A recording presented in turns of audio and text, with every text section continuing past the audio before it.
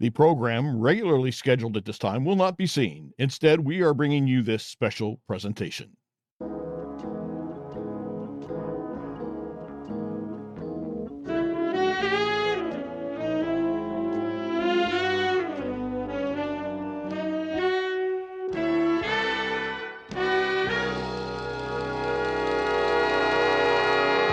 Hey, welcome everybody to a special episode of SteeleWatching, Stealing the Music. And before we get into this, I have a confession to make. This is a redo. We tried this before, and we thought we were having issues with the live video streaming, and didn't really concern ourselves with it because our recording system is designed to record the audio before the stream, so it was going to give us a good audio, right? Yeah, that would have been if the stream was the problem. It turned out to be an undiagnosed, unrecognized hardware issue, and so the stream was doing just fine, reproducing a really bad audio file. So we're doing this again, so it may not sound as spontaneous as it would have the first time. I can pretend. We're gonna fake it. We're gonna fake it. It's a shame because I was really witty. You were on your game that day. Replace that wit. Oh, you were. It made for once you were sharp. For once you were sharp. Anyway, hey, what are we doing here? We are talking about and with this guy that I'm pointing to that you can't see, a man named Steve Sisson. A while back, he jumped into the SteeleWatchers Facebook group and just kind of dropped a bomb on us. He announced that he had done a video called Remington Steele, Music Changed for the DVDs.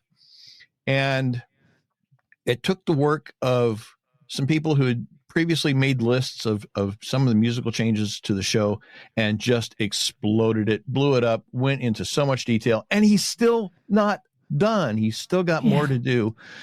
So we're going to talk to that man, Steve Sisson, our first official guest, as I mentioned in our first attempt at this. Yeah. And to give you an idea of his qualifications to be talking about this, he designed, installed, and maintained the studio equipment, transmitter equipment, computer equipment for the Sheridan Media Group, wrote the technical and operational manuals for the 12 radio stations that they own. He is an IT guy. He was their MacGyver. So he's definitely qualified both on a technical standpoint and a musical standpoint. I forgot to mention, he's a musician. He's a working professional musician. So, I mean, this guy's got all the bases covered. And definitely qualified. So, welcome. And he can build a bomb out of a paperclip and a bit of gum and some piece of bubble gum. Yes. Yeah, I'm not gonna. No, you'd be on a list if I say that. So no, there's no bombs. We're not doing I did stop a breaker from tripping once with something like that, though. So not officially, because that's not recognized procedure. But yeah, that's the man, ladies and gentlemen, Mr. Steve Sisson. So I'm delighted to be here again for the first time. That's like B.B. King and Bobby Bland did a live album together for the first time. Mm-hmm. Only it was their second album. Yeah. Lone Star, we meet again for the first time. For the right. It makes sense if you think about it in a certain way. Anyway, that video, just if you haven't seen it, you need to go find it on YouTube. We will include a link to it in the show notes. And it goes through and it just tears up the music system. So before we get into that, let's talk to Steve and get some of his background and experience. And just so we know something about the guy. Steve, first of all, as we discussed before, tell us about how you got into the entertainment business, into radio and all of that. I did that so I wouldn't have to work for a living. That was kind of my goal. But reality is totally different from what, you think it is. But yeah, I listened to the radio as a kid, and I thought the DJs were having a good time and it was fun. And so I tortured my brothers by playing DJ for them. I had one of those dual cassette boom boxes so I could, crossfade the songs and stuff. And I even made my own commercials and all that stuff and forced them to listen to that stuff. And then when I got into high school, my senior year, I just went down to the local station and said, hey, looking for somebody to do anything. And they had me read some news copy without, pre-reading it, just kind of do it dry and on the fly. And they liked what I did. And I got hired as a part-time guy working nights, and it kind of grew from there. I got into the business at the right time because when I joined, it was all analog tapes. It was still reel to reel. The production libraries were on LPs and everything was still analog. But I knew computers pretty well. I taught myself programming on a Commodore 64 and had moved up to the Amiga after that. And so I understand the PCs, and being the young guy with all these old jocks that had never really used computers very much, when computers were getting powerful enough where you could start doing radio automation with them, I was just kind of the guy there that knew how computers worked. And so it kind of just became my job to maintain these things. And it's just grown a lot from there. Now we have, a bunch of stations, 22 transmitters and multiple studios. And when I joined, it was just an AM FM combo, and now there's a bunch more stations, and it's grown a lot, and it's become a full-time job. Yeah. I mentioned when we recorded this before that I did the same thing when I was younger. I had fake, when I was a little kid, and I would sing the commercials, and it was really embarrassing and cringeworthy, and I still have those on tape. But even when I got into high school, I took an English media course, and that was one of our assignments, was to create a radio station. Oh, yeah. And tape it, right? Because we didn't have...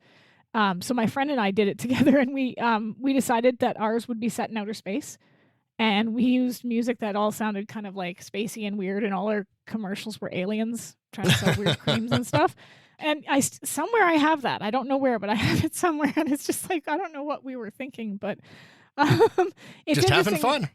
Yeah, and it's interesting what you said about how if you get in at the right time, and I joke about being terrible with technology, but being, a millennial who was born in 82 or a zennial or whatever you want to call us, I'm often the only person in the room that knows what's going on a lot of the time, because it's true, because I've noticed that like my students, they grow up with the technology, but they don't really know how to use it.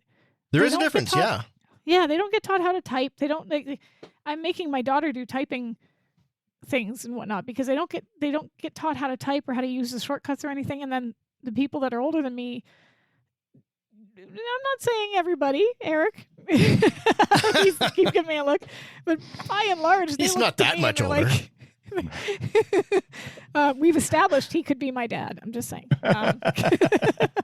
So yeah, I just think not in reality, just in chronological age. Okay, I want to make that clear to everybody. Okay, we are not related.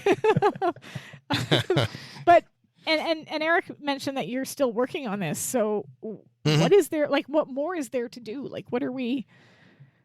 Well, the main thing I'm looking for is, I guess I should say that I had most of the Remington Steele episodes recorded on audio cassettes because I didn't have a VCR. Back in the late 80s when CBN was doing reruns of them. And I think I maybe got part of the 5th season from NBC actually on audio cassette too originally. So I had audio tapes, all that stuff, and actually I tortured my brothers by doing Remington Steele shows with the commercial breaks with commercials that I produced in the middle of them. But I had them all on audio tape, and then a lot of those have been lost over the years. In fact, I hardly have any of those anymore. But then in the 90s, when A&E started running Remington Steele, I started recording them on VHS. And so most of the stuff, in fact, almost all of the stuff that's in the video I made is from those recordings and the DVDs. I don't have anything really prior to that. But of course, the A&E broadcasts were syndicated broadcasts. There was stuff removed out of there. And there's some episodes I just don't have. And so I know for a fact that there's some stuff that I could put in this video if I had some of the earlier NBC recordings before some of those scenes got removed. So I'm looking for earlier footage if it exists out there. And I'm sure someone's got copies of 80s VHS tapes that are hopefully still in reasonably good condition that we can use. So hopefully I'm doing an updated version of it with those new scenes added. Right. Why don't you tell us about how you got into Remington Steele? Because you are in the age where you're between, well, I was going to say you're between Sarah and I, but no, Sarah's between you and I. So Millennial X and then Boomer, right? Like that's I'm Generation X. Yeah. So I'm a millennial. You were still you weren't my age, so you weren't seeing it live as an adult the first time. So tell us about how you got into the show. Yeah, I'm probably younger than most people who got into the show early on. Most of my peers were watching Knight Rider and Dukes of Hazzard and A-Team, which was, on at the same time. Mm-hmm. But most of them weren't into Remington Steele. And I got into it just by accident. I came out of my bedroom one night. I was in grade school and it was on, and it was, I don't know why I came out of my bedroom, but for some reason I went out there. I went to the living room. My mom was watching Remington Steele. And I remember it vividly. It was the episode Altered Steel. And the moment where he's putting all the pieces together, he sees the wave machine and the clock and all this stuff is coming together. That just had such an impact on me because I loved mystery stories, and this was, obviously mystery stuff, but on top of it, it was stylish and it was funny and it was sexy. The romance thing wasn't a real big thing for me as a preteen boy, but it had that as well. And I just thought it was the coolest thing I'd ever seen. Of course, it was on late on a school night, so I didn't really get to watch it all that much. I'm pretty sure I caught up with some on the summer reruns. And I do remember actually very vividly not focusing on my work at school on the night that was, I think, the first episode of season 4. It was like the season premiere of season 4, and I was really looking forward to watching that. I know I watched that one the night it aired for the first time. And a lot of season 4, I think, again, it was still on Tuesday nights. I don't remember exactly when they moved it to Saturdays. It was somewhere through season 4, I think. So as long as it was on Tuesdays, I really didn't get to watch it too much. I didn't catch up on most of those episodes until the late 80s when CBN started rerunning them. And I think they were running 2 episodes a day for a while. And all that summer, I'm pretty sure I watched it, the early and the late broadcast. There were different episodes. That's when I recorded all those audio tapes and started but I was hooked from the first moment I saw that part of Altered Steel. I thought this was the greatest thing I'd ever seen. And I mean, I started watching it in season 5 and kept watching somehow. So, I mean, I mean, you only had better stuff to watch after that. I mean, the season 5's not bad, but the other ones I think are generally considered to be better.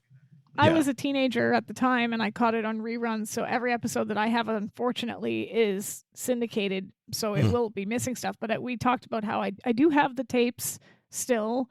I will have to get my hands on a VCR, and I plan to do that and then see if they're still in decent enough condition. But it's interesting you pointed out that not a lot of people around you were watching the same things, because for me it was all Survivor and whatnot. And I was like, no, but you guys got to see this show. It's from the 80s. And they're like, okay. So well, I think it has aged better. Like you compare it to Knight Rider or, the A-Team kind of was its own thing.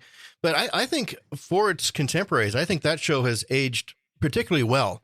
And I think part of the reason is because it's kind of not rooted in the 80s as much as some of those other shows where it was based kind of on that film noir, the classic movie kind of thing. And I think that kind of gave a bit of a timeless feel to it. So the show is fantastic. Overall, very consistently well written, acting, producing, all that stuff was really top notch. And I think that, it is definitely out of the shows that NBC was running in the 80s. It is among the best and doesn't get the recognition it deserves. It's actually kind of ironic that you pointed out that it feels timeless, because the stuff that you touch on in your video all pretty much in some way, shape, or form date the show that got removed. So if you think about it, like the scene where she's singing the Rolling Stones song, or the girls just want to have fun, or all of the I mean, I'm not saying they date it correctly, because the Tony Bennett stuff is earlier. But I think particularly in season 4, the soundtrack, the score got a little more 80s sounding as the seasons went on. I think they were trying to keep it more exciting and fresh, and by doing that, they were making it more 80s rooted. But especially in the earlier episodes, I think season 1 is probably the most of the timeless feel to it. It gets more 80s feeling as it goes on, I think. Yeah. So what got you motivated to start looking at the music of the or what I'll call the original? It was the A&E versions that you had, comparing that to the DVDs. What got you, what was it that caught your attention and got you thinking, wait a second, this is different. I ought to go and do all this research on all of these episodes, because I've got nothing better to do. And on an unrelated note, do you also have ADHD? Maybe. Any musicians tend to have something wrong with them. And so probably I got something going on. I don't know. Yeah, it was kind of a combination of things. It was, of course, the further the syndication went on, A&E, PAX, and I think it's MeTV or something else that's running them in the U.S. Every iteration of that, the episodes get chopped up more and more and more.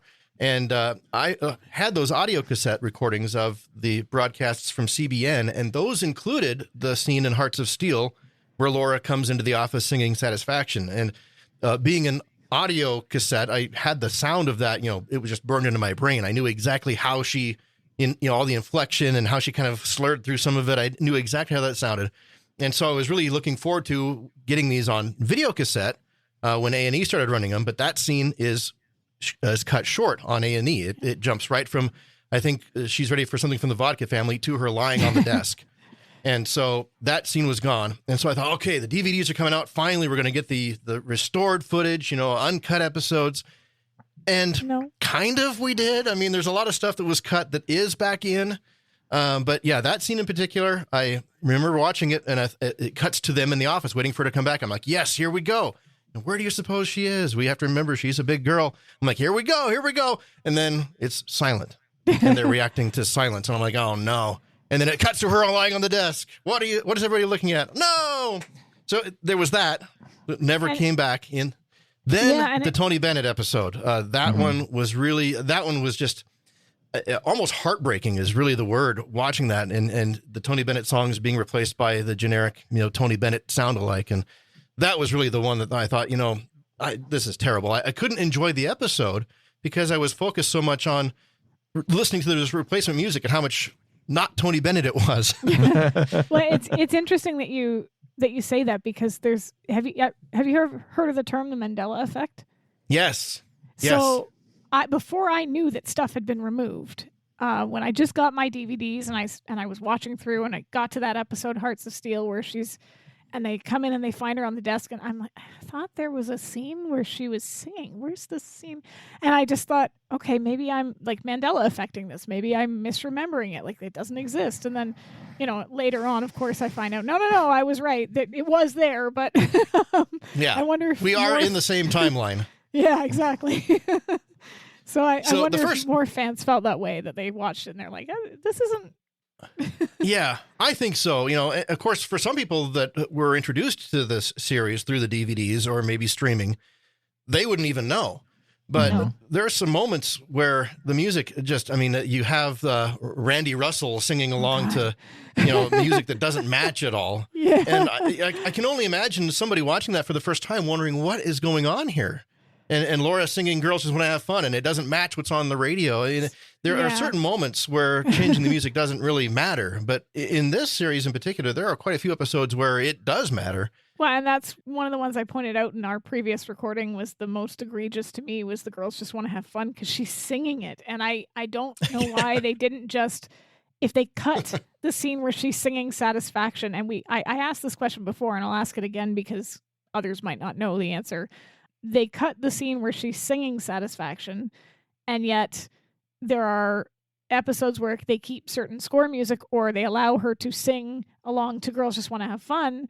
What is the difference between music rights and singing along to a song? Because obviously they allowed one and not the other, which was a bit confusing. Yeah. Eric, I think you handled that pretty well last time around. Can you do it again? Well, the thing about copyrights is that there's multiple copyrights involved. So, for example, if you get a CD and you've got the Rolling Stones singing Satisfaction and you wanted to use that recording in a show, you've got the copyright on the recording. You've got the copyright on the music. And those are two separate copyrights. If you play that, the Rolling Stones Satisfaction, the actual Rolling Stones music, you've got to pay the Rolling Stones because they performed it. You've got to pay the writers of the music because they wrote it. And the publisher is in there as part of that, the writers portion. So you've got those rights where we're talking about Laura singing Satisfaction. You don't have to pay the Rolling Stones for the performance because we're not playing their recording. We're playing Laura singing the words and the music. So we've got to pay the writer of the song for the words and for the music.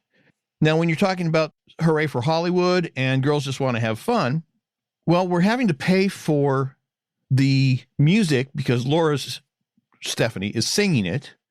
So the writers of the song are still having to get paid. Now, in those two cases, the The girls who just want to have fun. That was who was that? That sang Cyndi Lauper. Okay, Cyndi. If she was not the writer of that song, Cyndi wouldn't get paid anything because we didn't play her record the way it is now. If they had played her record, Laura, she would have gotten paid. But the fact that Hooray for Hollywood is not a specific recording, nobody would have to be paid for that, but they would have to be paid for the guys or gals who wrote the words and the music. Why pull it out and go to the time and trouble? And there is expense involved. May not be a huge amount, but there is expense involved in replacing that instrumental track of that song with a different instrumental track of something different. It doesn't make any difference. They're still getting paid for it. So there was really no reason to replace that. Now, the Cyndi Lauper, if they wanted to replace the Cyndi Lauper recording with a studio sound-alike recording, they could have gotten away with that and not paid Cyndi, but they would have still had to pay the songwriters their royalties, but they wouldn't have to pay Cyndi because it's a sound-alike. Yeah. But Knight Rider used sound-alikes almost exclusively, I think, in those episodes. There's a lot of contemporary popular music of the time, but it's not the original recording. It's a cover of the song. And those, I think, are still on the DVDs.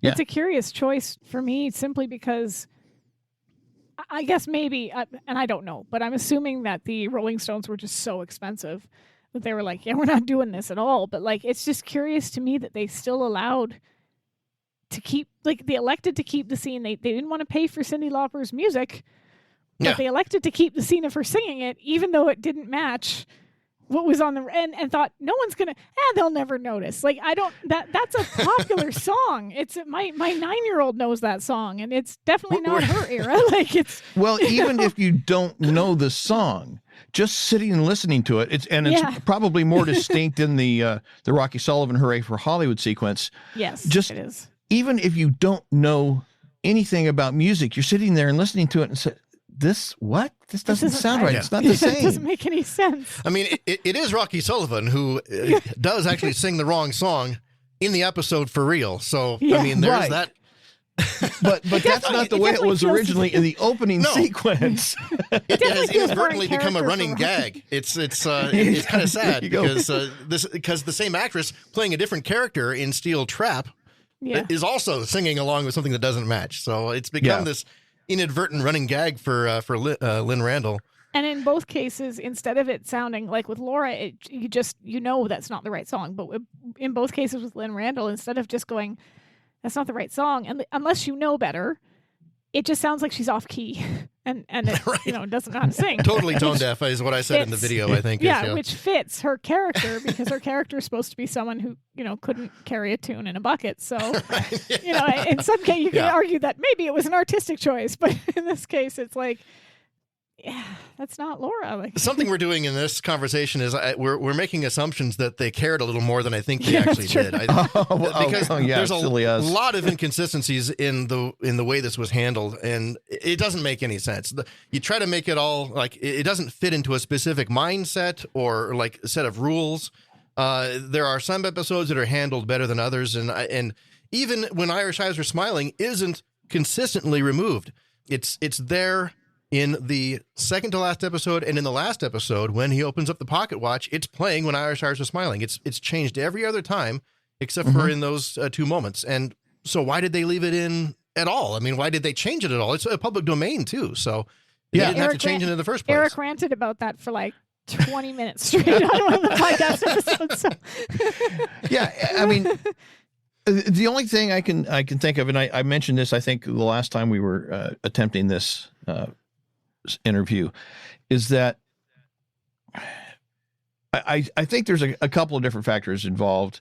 One of being that the music industry and the film industry just can't seem to get their act together and get along. And so everybody suffers as a result.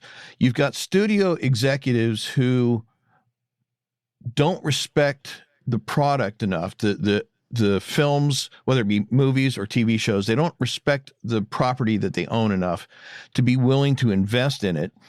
And then I hate to say this, but I said it before, I'll say it again. I think the people at MTM, whoever was responsible for documenting on their music use, responsible for the licensing, they didn't do their job, because WKRP is another MTM property that was just gutted when it was released on DVD, because not only did they remove all the music that would have to be licensed, like the Elton Johns, the Rolling Stones, the Kinks, whoever, just the popular music, but they also removed a lot of the background and incidental music that was, as far as anybody can determine, stock music that was pulled from their own stock libraries that they already owned. And yet it was replaced on the DVDs because they couldn't document what they knew to be true. And so I think there's just a lot of people responsible, and some of it's carelessness, some of it may be incompetence, and some of it is just plain lack of respect for the properties and greed. I mean, if a band or a songwriter is offered the choice of $10,000, $1,000, or nothing, obviously they're going to take the $10,000. But if somebody says, well, but we can't afford that, so it's going to be $1,000 or nothing, they turn around and say, well, then I don't want anything, because $1,000 isn't enough for something that I'm not even doing, because it's already been recorded. It's already been written. Right. I'm just sitting here collecting money. One of the main reasons that we have the DVDs, and the reason that they were released when they were released, was it was an attempt to cash in on Pierce Brosnan being James Bond. Yeah. And so I think, how big was, Remington Steele was not a ratings monster at any point in its life. So, I think they did the minimal amount of effort and expense to get these DVDs out, because they didn't know how big the sales of them were going to be to recoup any kind of, if they had to negotiate new licensing fees for all this stuff, they probably would have lost money on it. And we talked about this before, how the cover of the first season just had Pierce Brosnan on it. Talk about not understanding the assignment, right? Because that's, or they did, either that or they did understand the assignment, because they stuck a sticker on it that said, with Stephanie Zimbalist, and you're just like, okay, with unnamed woman might have been more appropriate, but like, they should have done that, They had Pierce Brosnan, an unidentified woman, star in Remington Steele. That's how it should have been done. Yeah, you can That's tell almost how it was done. You can tell they did the bare minimum, because it's one of those DVD sets where it's double-sided. And that drives me nuts, because you could like talk about saying, hey, we're just trying to save money. I always hate that, because I'm afraid I'm going to damage it. Right? There's no side that I want to touch. I'm like, like it's a explosive, thing that's going to go off any second. Like, but you combine that with the box and they definitely cheaped out on it for sure. They did at least give us some special features, which was nice. So, I mean, there was at least, unless they had those interviews already, but I don't think so. Those look like they were done about the time the DVDs were put together. But I think that was all DVD had, in terms of like, they were trying to seduce people away from the VHS, and so in doing so, all of the DVD sets that came out had special features. That was the thing. Yeah. And I don't think the entire series was never put out on VHS. I don't think. I mean, they had no 2 episodes on a VHS tape, and then they kind of released just random sets of them. Yeah, they had those, but they didn't have the whole thing, for sure. Yes, I think one of them had like 10 episodes and one had like 8 episodes or something like that. I mean, it was a very low number. And even those were done cheaply too. I had a couple of those, the MTM ones, and they were recorded on the SLP speed. The tracking barely held, and the quality, the video transfer quality was, okay. But I mean, the only reason to get those was because there were scenes in there that were not in the syndicated reruns. That's how I used to get my movies that I'd rent. I'd rent movies, and I'd 2 VHSs, one on top, like 2 VCRs on top of each other, and I'd rent the movies, and then I'd buy a tape, like a blank tape, and I'd set it to the slowest recording speed, so you could get several movies on one tape, and then I would just. Yep. That was early piracy, folks. We had there was work involved, so it took real time. You had to watch that whole thing in real time. Do the effort, right? Put it, So. But there was another scene that I remember we talked about that I thought was worth mentioning here as well, which was in I think it was Steal Away With Me. We talked about, or you mentioned in the video, that the scene where Laura is dancing with Mr. Dominic, and Eric and I talked about this on the episode when we covered it, And I didn't realize at the time that this was one of those situations where the music had been changed, because I remembered mentioning she looked like she was having a seizure. Like, it did not look. It is pretty bad dancing, yeah. It was supposed to be this like sexy dance. Typical right? 80s TV dancing is what it was. Yeah, it was supposed to be this sexy dance, but it was like, how is that? I don't get. And then when I watched your video, I put the scene on, and I actually found on YouTube a copy of the song, and I put it on mute and I played the song, and I'm like, oh, okay, it's better. It's better. Yeah. It's still not good. It's just still not as cheesy, yeah. But at least Michael Jackson's "Beat It" was originally on there, and that's one of the scenes I'm looking for. I don't have that. I used to have it on audio cassette. I couldn't find it when I went to make this video, so I'm hoping that somebody has a recording of that with the original Michael Jackson score on there, because it's certainly, it's kind of like a Star Wars, where if you would have used the typical sci-fi electronic kind of soundtrack for the first Star Wars movie, it would have looked a lot cheaper than it does with the grand orchestral John Williams stuff. It is amazing what difference music can make. And in that scene, it's still 80s cheesy dancing, but it's not nearly as bad as it is with that really generic disco stuff they put on there instead. It's after school special 80s cheesy, because there's so many shows that I recall watching where, and most of these are like teen shows where the characters are at a dance and then they play like some instrumental music with no lyrics. And the kids are all like, "Oh, let's dance," and you're going, "No, this wouldn't happen. I'm sorry, no." Like, it doesn't make any sense. They'd sit it out for sure. Exactly. They'd be like, "What the hell is this?" So, in all fairness, you can't necessarily totally blame the actors and actresses for that sort of thing, because very often, from what I know, when they film those scenes, they don't have any music playing at all. It's just in your head. Imagine that this music, and so when they add the music later, they don't bother to try and sync it up and make it look like it's matched. So there's that as a problem. But Steve, you'd also mentioned that there was an episode where they didn't just change some of the music. They actually eliminated a whole lot of music, like half of the music from the episode. And that's another moment where I can't come up with a reason for that, other than they just made a mistake. It was just an oversight. That's the only thing I can think of. It's in Steele Belted, and it starts when they're back at Mr. Steele's apartment. Miss Taplinger is the woman he's been going on a date with, and she's going into the bedroom to get ready, and he's going to set the mood, and so he turns on his stereo, and there's nothing there.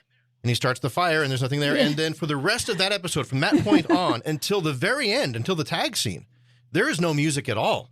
The score is gone, and there's just nothing there. Even like little stings going into commercial breaks are gone. And that's kind of unfortunate in that episode, because there's a lot of stuff where Mr. Steele and Murphy are, kind of sneaking around. They're going into a guy's apartment, and there's a lot of scenes where they're just driving up into the gated community. And those scenes are completely silent on the DVD, and the episode it completely lacks energy. It becomes almost boring because some of those scenes are carried by the score, and the score is not there after about the 17-minute mark. It's interesting that you mentioned like it feeling almost boring, because we were watching, I don't even remember what it was, something recently that had a Hans Zimmer score. And my husband looked over at me and he said, I've almost forgotten how important these scores are to film, because a lot of modern day films have almost eliminated those types of scores, right? They're not, or if they're there sparingly. They're not throughout the entire, like you watch Indiana Jones or something like that, and that score is just kind of always there in the background. And we were watching last night, actually, we were watching Fistful of Dollars, and I had read somewhere that the score, I'm trying to remember, Marchione, I think was the name of the guy who did the score for that, but Sergio Leone, he hired him, and this is kind of going along with what Eric said, and he actually wrote the entire score without the film actually being filmed yet. And they synced it up after the fact, and the director was like, I don't think this is going to work. But then when you watch the film, you're like, oh, this score is the most, this score goes hard, So it kind of like really puts it in perspective how much that music informs your experience viewing it. Because I actually, until like I didn't realize they had removed chunks of the score for that episode. It had been so long since I had seen the original, but I've almost become desensitized to a lot of television now not having those scores. So I don't know that I really noticed it until I was watching your video, and I'm like, oh, that would have been better. Like I saw it is so much better. That episode is so much better with the score. And it's one of those great. I think Richard Lewis Warren did. I think the score for all of the episodes. And I think it was one he didn't do. Yeah. Okay. In that particular one, it's that nice jazzy, old school detective stuff, and it has the perfect feel for them kind of sneaking in and jumping the phone lines, and he's snooping through his bedroom and stuff and getting the clues, and it really sets the tone for those scenes, and they're just almost completely silent without it. And I don't know why, because as far as I know, I've not actually gone minute by minute for the entire series, but as far as I know, there's no other episode in which that happened, and it has to be a mistake because the score is there for the first act, and it's gone until the tag scene. I've talked to Eric about this. Like when we've recorded episodes, I've commented on, I really like the score for this episode, or this was really well done, because they tailor the scores sometimes to fit the guest stars or the guest characters that appear on the show. Yeah. And I was that nerd as a teenager that when Napster first came into being, I spent a good chunk of time, and it's almost embarrassing to admit this, but I spent a good chunk of time downloading score music from Buffy the Vampire Slayer because, to be fair, we all have our passions. I mean, I had Remington Steele audio cassettes, and you've got Buffy the Vampire Slayer. If we turned Buffy the Vampire Slayer into a drinking game, we would all be drunk by the time this podcast is over. In fact, we would have alcohol poisoning. In my defense, the score writer for the show was Christoph Beck, who went on to do Frozen and like all kinds of Oscar-winning films and things like that. So he was on to something with Buffy. But like, I had CDs full of score music, and my friends would come over and I'd put them on, and they'd be like, "What the heck am I listening to?" And I'm like, "Oh, it's music from Buffy." And they're like, "Background music?" And I'm like, "Yes, don't you know how cool this is?" And they're like, "No." And so, but had I been able to get the Remington Steele stuff, I would have. If somebody had put that on Napster, I would have had Remington Steele CDs too. So I'd get it. I'd take it. There's some great stuff in those episodes, and they didn't reuse a whole lot of it. I would take it too. I confess that I am a fan of the Star Trek music. I have a lot of the music, the score music. There was a set of, I can't remember the guy's name now, but he did a whole host of episodes for The Next Generation. And one of these specialty CD companies put out, it was like a 25-30 CD set that I didn't buy. I have the music from. I didn't buy it, but we won't. It was gifted to you. You located it on the high seas. Oh, that was it. Yeah, somebody gave it to me as a gift. Right. Yeah. But I mean, I would definitely. Yeah. And it's really a shame that more respect isn't given to the music of these shows, and more music from these TV shows are not made available for listeners. And now, especially in the digital age, back in the LP and the CD era, it would have been kind of spendy to do that. But we have all this stuff. It's recorded digitally, it's processed, it's edited digitally, it's all taken care of digitally. It wouldn't be that hard or expensive for them to make it available through services like iTunes or Amazon Music or Spotify, not Spotify because you can't buy anything from there, but if they put it out on these services like Amazon and iTunes and Google Play Store, people would buy it and pay for it, and it would pay for itself eventually, and in some cases not very long. Yeah, the market has changed a bit. It used to be where you had to have a huge bunch of people that would buy this stuff to make it worth doing. And now everything is becoming more niche audiences. And the way you actually get good sales is to cater to those real niche groups of people that are going to be passionate about this stuff. There's not millions of them out there, but the ones that are there are very passionate, and they will spend the money to get those things. Yes, absolutely. Especially when you have a property that has a dedicated, like, you've got stuff that you can sell to mass audiences, but they're maybe not going to be following every single thing that comes out about that property. But then you've got stuff like Remington Steele. I mean, 40 years later, there's a podcast, right? So there's clearly, right. even if it's a small audience, it's an audience. We do exist. The fans of this show do still exist. Yes. So, I mean, stuff like that, you'll definitely be able to get people, because those are the people that typically will buy all the products, because especially if there's not a lot to begin with. If somebody puts out a keychain with it on it, I'm like, oh yes, I want that. It has the words.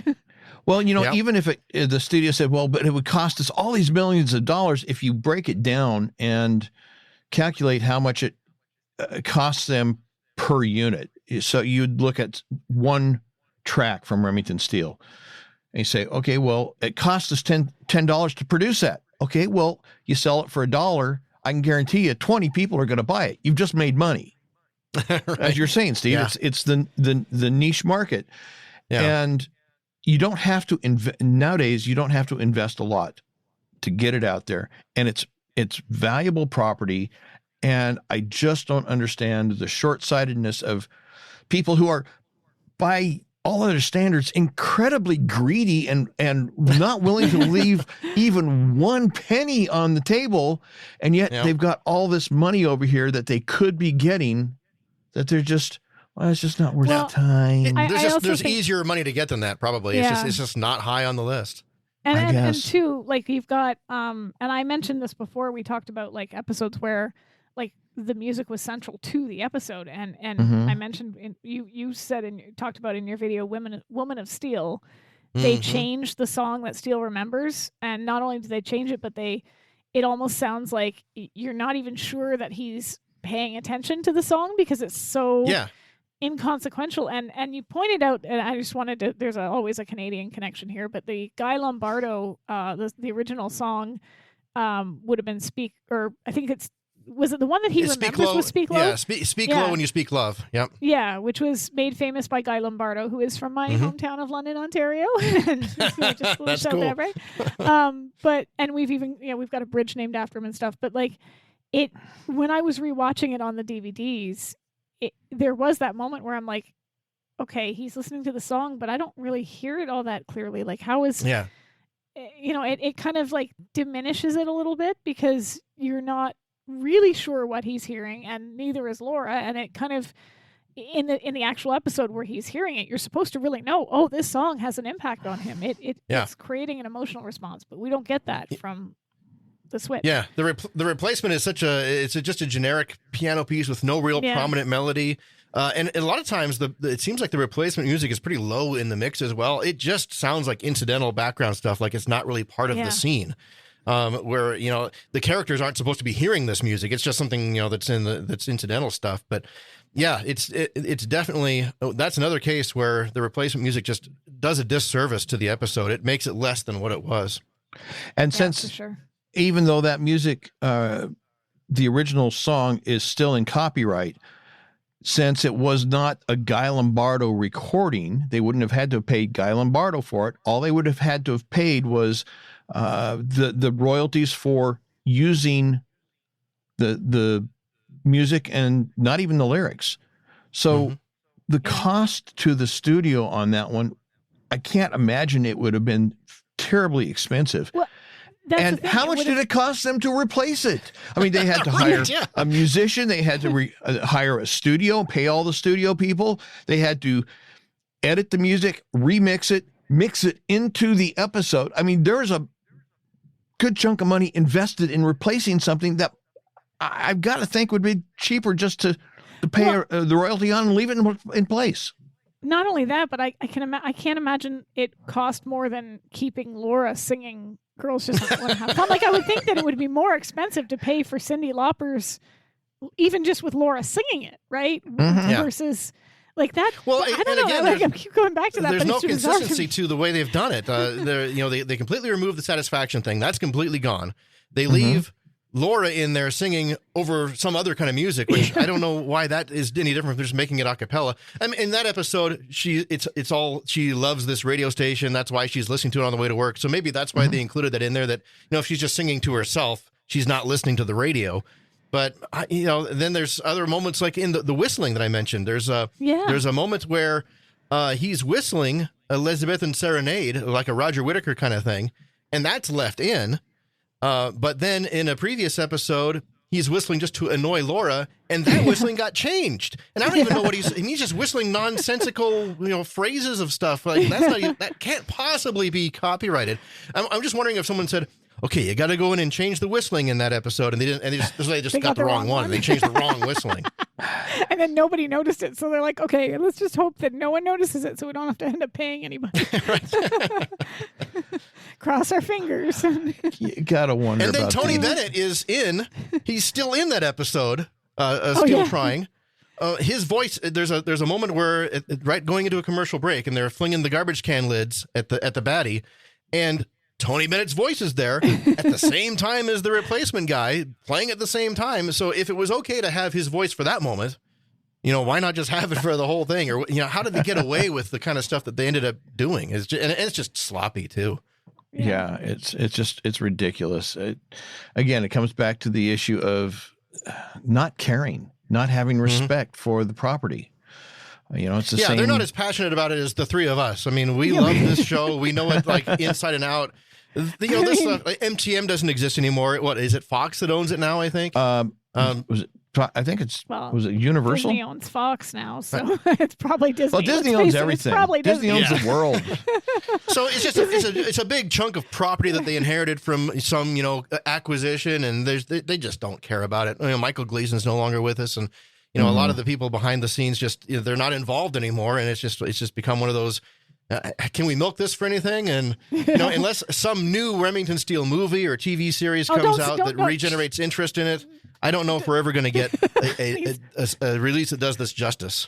They're rebooting my entire childhood right now. Please don't say those words out loud. There were rumors, like in 2016, I think, there was some stuff going around that they were thinking about rebooting Remington Steele as a half-hour comedy. Yeah. And I'm so glad that didn't happen because, man... That wasn't a rumor. That was actually being developed, as I understand. So it got off the ground then. Yeah. Well, it didn't necessarily get off the ground in terms of getting to the immediate pre-production stage, but it was off the ground enough that they were doing some serious discussion and work on it. I'm so tired of seeing everything from my childhood rebooted, remade, adapted, whatever it is. It's just like, let's leave it. Let's pretend that. Let's quietly walk away and hope they don't notice it. Well, they don't know why they don't learn, because it almost never works. It doesn't have the same magic. No, it doesn't attract the original audiences. They're never impressed with it. It doesn't attract a new audience. It just becomes a failure, and it's just a waste of money. They ought to spend that same money on giving us a good release of Remington Steele with all the copyrighted music put back in, and then my video becomes worthless. Well, the part of the problem is that the people that are doing these reboots, they don't even really, at minimum, they don't understand the original source material, and at worst, they really they don't care about it. They may never have even seen it. They're just hired to, okay, here's the concepts. I mean, and that's why we wound up with Dragnet as a comedy. That's why we wound up with The Green Hornet as a comedy. Or 21 Jump Street as a comedy. That was a thing for a while, to take all these old shows and make them comedy movies. That happened for quite a while. Yeah. Have either of you seen The Last Unicorn? The animated film from 1982. So it was based off of, this is a funny story that kind of connects. It was based off of a book that was written by an author named Peter S. Beagle, who's now in his late 80s, and he's still writing. And he came around to various movie theaters where they screened the film, and he always gets asked the question, is there a live action film being made? Is there a live action film being made? And he told us at the screening that they've wanted to do a live action film literally for decades. The film came out in 82, so it's as old as I am. But the problem is, some German guy bought the options for the rights simply because he didn't want to see it made. And he's holding on to them until he dies. He refuses to like let them go. And he's got, I don't know, he somehow bought like like infinite. Like he just keeps re-optioning them, and like he's refusing to give them back. He's holding them hostage because he doesn't want anybody doing it. And I just thought, on the one hand, I'm like, I'm okay with that because, this is one of my favorite movies and I don't want them to mess with it. But on the other hand, I'm like, how dedicated do you have to be to be like, nope, nobody can have this. I'm keeping it forever. So that's impressive. Well, but the thing is, what he's doing is really not that different than what film studios and music studios, music labels do, is that they will have a property, whether it's a film, a TV series, album, or a bunch of albums by artists. They're not available. They won't let anybody else do anything with them. Mm-hmm. They're making no money off of it because they are not offering it for sale, but they won't let anybody else do anything with them. Even to the point of, if somebody comes to them and say, look, just let us license it and you'll get royalties off of it for everything. No, we're not going to do that. That is really odd. It's like sitting on a piece of valuable land and just refusing to sell it. I mean, what are you hoping to eventually gain from that? Not only just refusing to sell it, refusing to do anything with it. I mean, it's valuable business front property. Well, I want to buy it. Well, I'm not going to sell it to you. Okay, then why don't you build a building? No, I don't want to do that either. Yeah. That does seem to happen a lot. Yeah, that is interesting. It's crazy. But as long as it happens, my video has value, and I'm hoping to increase it by, if somebody watching this has some copies of these older episodes, preferably from the original NBC, broadcasts. The quality may be iffy, but it's better than nothing. In my video, the Hearts of Steel, where she's coming in singing Satisfaction, that the quality on that is pretty bad, but it's the only copy that I've been able to come across, and I'd like to be able to update it with something that looks a little better than that. Yeah. Well, one of the things that people can do to help contribute to this project is as you say, provide videos of those original episodes when they have them. But even if they don't have the original video, that's a good quality video.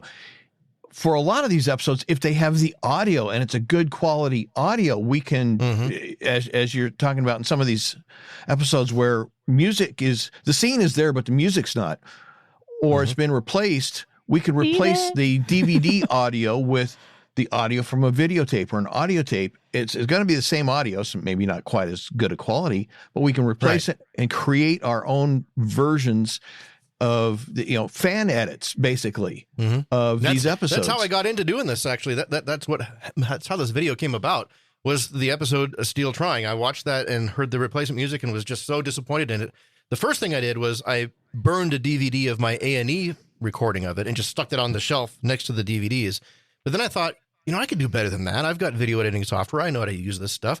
So I made this hybrid copy of it. In fact, if you watch the video, that's the only episode where when I say I'm playing the VHS, the video is actually from the DVD. You can tell that it's not the, low res, bad tracking, colors not so good.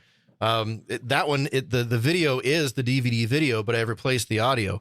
And in that episode, you can do it because there's not any dialogue happening over the music in those scenes. And so it was actually pretty easy to do. Just sync it up, replace the audio when the Tony Bennett stuff comes in, and then, go back to the DVD at some point where it's not too obvious you're making the change, do a little tweaking with the sound to get it to sound as close as possible. But I did that and made that copy. And that's the one that I have on my video server at home now, where I can, just watch that episode instead of the one with the replacement music. And then I thought, there's a lot of other moments in this where, stuff like that's happened. I should make a video documenting all this stuff. And then that idea sat on the shelf for 15 years or however long it was until I had a couple of weeks off around Christmas this last year and finally got around to making the video. Yeah, well, what kind of nerds sit around documenting every single song in the show and then talking about it? Well, even the scenes that have dialogue, though, if we get a good quality audio recording, we can just drop that in and replace it.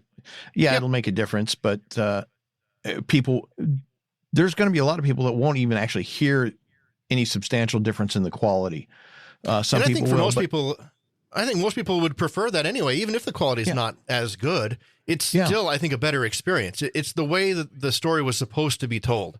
And I think that, even if it's not the best quality out there, it still more represents the original vision of the writers, producers, and actors and everything that were involved in that. I think most fans would appreciate that.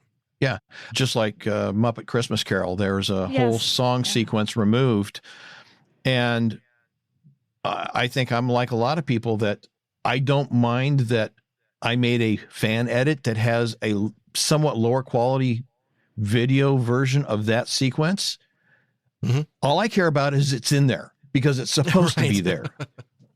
Well, and it's funny because I read every now and then about stories about films that have like iconic songs from them that almost weren't kept because some studio suit said, no, the audience isn't going to like this. Take that out. Like the Little Mermaid, the song Part of Your World, which is Ariel's big I Want song, this character defining song. And when they initially played it for the suits, they were like, that song's boring. Kids are going to be bored. Take it out.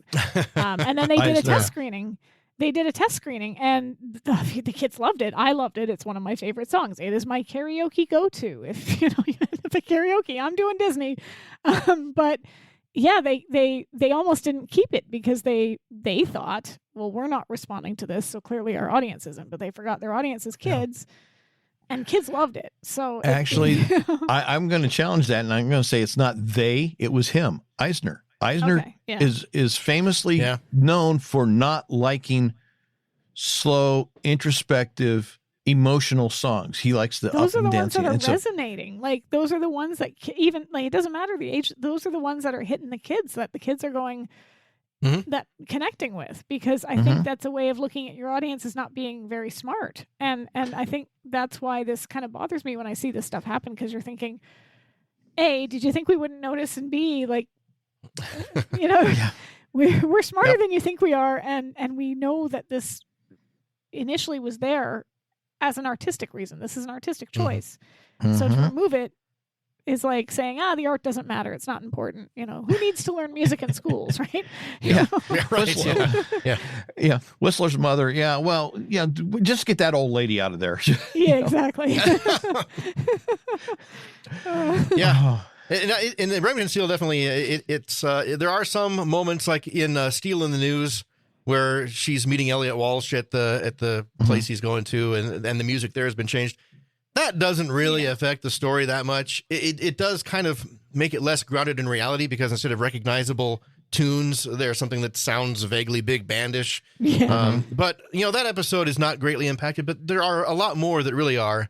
And I think it does a disservice to the show, and it would be just great to be able to kind of preserve those moments in some fashion. And the thing is, time is kind of the essence, because we're talking about VHS tapes or beta or who knows what that are, getting to be 3 decades old now, and magnetic media deteriorates. And we don't need to talk about how old. 30, ancient, we don't 30 years old. I mean, that's really old. As the youngest person here, on behalf of everybody, I'm just going to say that we don't need to put a number to it. When you're talking about magnetic media, 30 is pretty old. And I'll phrase it that way.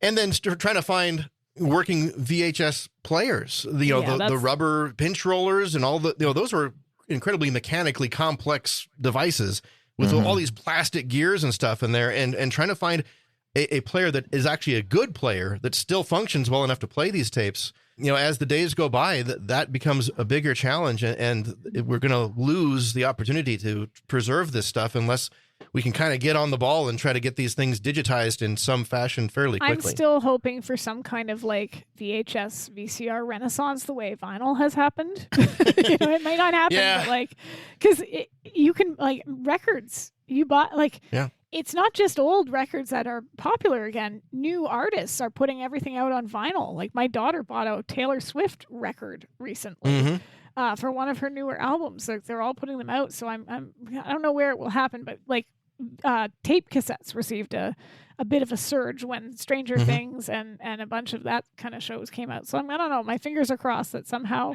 we'll get companies deciding it's financially lucrative to start making VCRs again. Yeah. The thing is, like with the cassettes and the records, it's almost like a novelty thing, though. The players are just marginal quality, sometimes really bad quality. There's only like one company right now making cassette player mechanisms. So no matter what brand of cassette player you buy, it's basically got the same mechanism in it. They can spec it a little differently, but it's all basically the same thing. And the record players too, the players you buy right now, there's no audio file that's going to say that stuff sounds better than a CD. That's the problem, is trying to find good equipment to play this stuff on. Yeah. I used to have one of those whole like setups where it was like in the player, you open the thing and it was in the. Yeah. Then we had to move and I had to get rid of it because we didn't have the space. Yeah, the belt drive turntables with the floating mechanism on there. Those things were magnificent. Yeah. It was real cool. Well, in keeping with the concept of saving this stuff, if anybody has any of this material, Steve is on Facebook, so you can get a hold of him through there. Go to the SteeleWatchers page, maybe. That's a good place to maybe put something up. The SteeleWatchers group. If you can't get to that because maybe you're not a Facebook person or whatever reason, you can send us the information and we can forward that to Steve. Be sure and send us your contact information so Steve can get a hold of you and discuss what you have and if appropriate, arrange to get it sent to him or copies to send to him. Yeah. So, put a comment under the video, maybe. There are ways we can make connections here somehow. Yeah. So definitely let somebody know that you have this stuff, and let's see if we can't move this forward. And the term fan edits. Let's see if we can't start doing a collection of fan edits that correct as many of these problems as we can. We probably can't correct them all, but let's see if we can do as many as possible. Yeah. So, especially when Irish eyes are smiling to save Eric's sanity. Yeah, I think, did we mention that's public domain, and I don't know why they changed it in the first place. It's almost like they just erred on the side of, well, if there's music in there and we don't know, we're just going to change it. They pulled Happy Birthday out. Yeah. They pulled Irish Eyes. They pulled, like we were talking about, cover versions that have different copyright laws. A lot of stuff got changed that probably didn't need to get changed, and it's just too bad that it did. But hopefully we can find ways to restore this stuff with some, and even a lot of the syndicated stuff does have the right music in it. As far as I know, all of the A&E and broadcasts of that vintage, 80s and 90s, were the original TV broadcasts, just edited for time. I don't think there was any other changes made to them. So there's a pretty good chance, even if you have recordings of the A&E stuff and the CBN stuff from the 80s, you might have some footage that I would like to see. Yeah. And as you said, even if there were scenes that were removed that we would like to get and we can't, you may have other scenes that have good audio that are going to be able to be used to replace the incorrect music in the DVDs. So all we need for the Cyndi Lauper one is just the audio. We don't need the video for that. The video exists on the DVD. It doesn't exist on the A&E broadcast. That scene was cut short. They jump right to the point after she's done singing.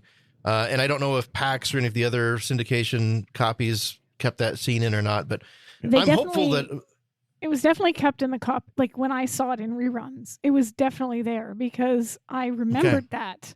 And then when I saw the DVDs, I was so confused. So if I can again dig up a working VCR, I definitely have that scene on tape. And worst case scenario, I know people aren't going to be too thrilled about parting with VHS tapes, especially if they have other things recorded on them besides stuff off the TV that they'd like to hang on to.